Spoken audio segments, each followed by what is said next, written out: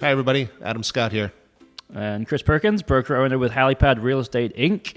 And we've talked a lot about the market in the last couple of weeks, and we thought we should talk about it a little bit more because, it's on everybody's mind. I think people are still uncertain, so we just want to spread the message of what we're seeing in the market based on, statistics and kind of what we're anticipating happening next.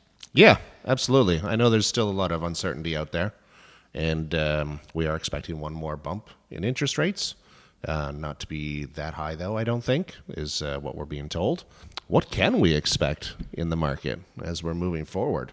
And what does it look like currently, inventory-wise, on the peninsula? And Sorry, go ahead. I know you want to say something. No, it's fine. Thank you for the segue there. But, I think up to this point, we've been dealing with a lot of uncertainty surrounding interest rates. But as you mentioned, we are likely nearing the top now. So once that uncertainty is gone, I think people are going to realize very quickly that we still have an inventory problem.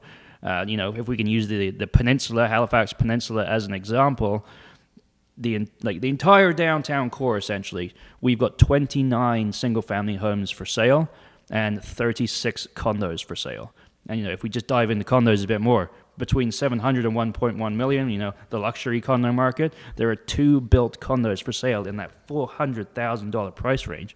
So there's just not a lot of choice. So once people do jump back into the market, it's, okay, same problem as before. Yep. What are we going to buy? You mentioned that people are going to jump back into into purchasing versus renting. And, I think the driving factor there is that we have very low inventory when it comes to rentals as well. So a lot of people that decided to rent over the last, 8 months, they're going to be paying, whatever it is, $2,500 to $3,000 a month in rent, which is fairly significant. So actually, I've got a really great example of that right now. Please tell me. So I have a client who has recently moved to New Brunswick, and they are now renting out their house down in Terrence Bay, and it is a nice little bungalow. I don't know if you recall this one. Great views of the water, and it's 3 bedrooms, bungalow, no basement, less than a half an acre of land, and they're going to be renting that out for $2,200 a month down in Terrence Bay. Right. So if that's in Terrence Bay, you're paying $2,200. They've had showings weekly, or daily, sorry, not weekly, daily. They have showings daily. That's going to rent out in no time at $2,200 a month. So the rental, as you said, the rental market vacancy is low, which is putting pressure on it. Yeah. And your rental rates. And then again, to comment on what you learned again about a week ago there, a studio on the peninsula was it $1,400? $1,400, Yeah, it was $1,400. That's right. And we're talking less than 700 square feet. So, that's not a lot of space. So, and for some perspective, if you put 10% down on a $600,000 house today, with today's interest rates, you'd be paying about $2,700, $2,800 a month. So, it's on par with what you're going to pay for rent for a similar type of house, So once the uncertainty is gone, I still believe it makes more sense to purchase than to rent in the long term. The other pressure on the rental market now is we have a foreign buyer ban. Yeah, we've got a foreign buyer ban. So that's preventing. So the big thing about that is that it's preventing foreign students from purchasing property unless they've been in school for 4 years, I think it is. Yeah. So they had to have been in school for 4 years. So that's one of the biggest things. So now all of those buyers that would initially have purchased a condo or a single family home, now they're being forced into the rental market as well. And on top of that, those who are allowed to buy temporary foreign workers, right? But they can only buy under $500,000, right? Yes, they are. Yeah. If they have been here for 4 years, they have to purchase a house under $500,000. Yes, which doesn't make a lot of sense to me either. Like, why wouldn't the government say you have to spend more than $500,000? Because the most competitive piece of our market is below 500. Yep. For some perspective there, last year 50% of our sales occurred between 300,000 and 500,000. Yeah, 50%. And I would say that the majority of foreign buyers that I've worked with were never looking in that price point either. No. So, I mean, they were buying their lakefront retreats or whatever it was, Yeah. So yeah, I don't think that the foreign ban is going to do anything at all, quite frankly, in changing affordability. It comes down to inventory. It always does. And we had 28,000 people move to Nova Scotia in the last year. The next highest year on record was 11,000 people. So, tons of people are moving here, and there's just we're not building enough to keep up with that. That amount of people. Not at all. And Canada is expected to bring in more people in the following year. And so a percentage of those new people to Canada will, of course, migrate to Nova Scotia, which is going to put more pressure on our low inventory already as we head through 2023. So, again, the underlying issue has always been our inventory. And, we have 1.6 months of supply right now. So if nothing else were listed, it would take 1.6 months for everything to sell. Anything below 3 months, we consider a seller's market. For some perspective, in 2019, we had between 3 and 4 months of inventory, and our average price went up 10% that year. That was in a balanced market. We're now in a seller's market. Just the fundamentals of supply and demand, we should see upwards pressure again, which is not something we're wishing for, but if we're looking at the statistics, it is what should happen once the uncertainty surrounding interest rates subsides.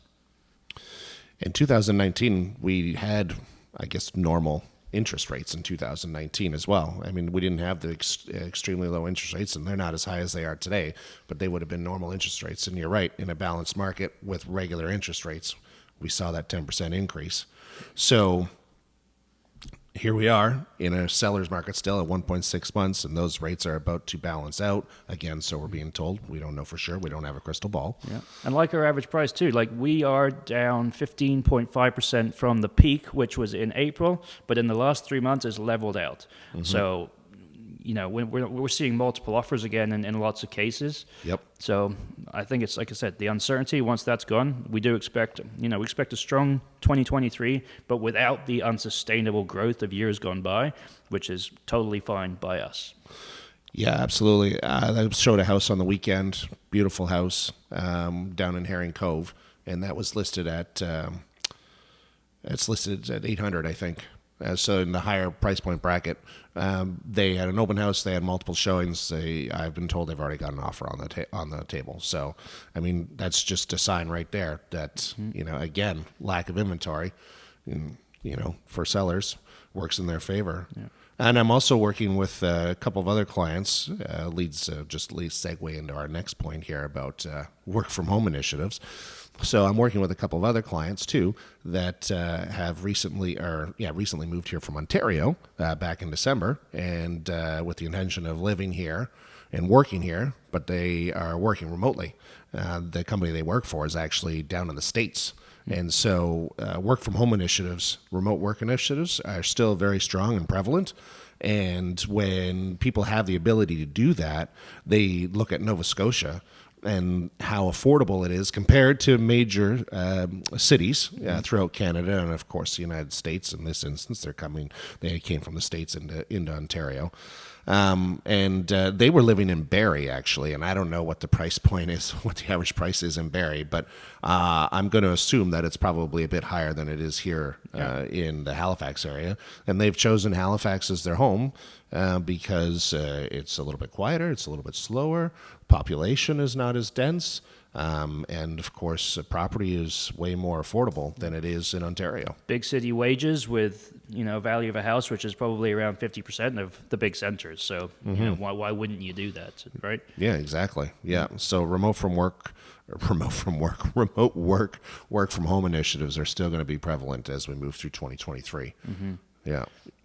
So, we try and anticipate what's going to happen, but obviously we do not have a crystal ball. It's up to us to react to what's happening in the market right now, and it's also up to us to educate our clients with statistics and what is going on so that you can make the best decisions about your next move.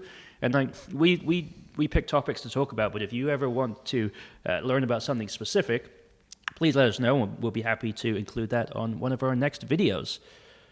Yeah. We'd love to chat, so write in, subscribe, follow. Write us a letter, folks. Yeah. Actually, you want to send us a fax? Get that quill out. We don't have we don't have a fax machine. And your but, parchment. Yeah, you know how to reach us. You'll find us. Yeah. And send that in. You send it in by pigeon carrier. Okay, we take those for sure. Absolutely. Yeah. Perfect. I'm Chris Perkins, broker owner of HaliPad Real Estate Inc. I'm Adam Scott, real estate consultant of HaliPad Real Estate Inc. Where it's your move.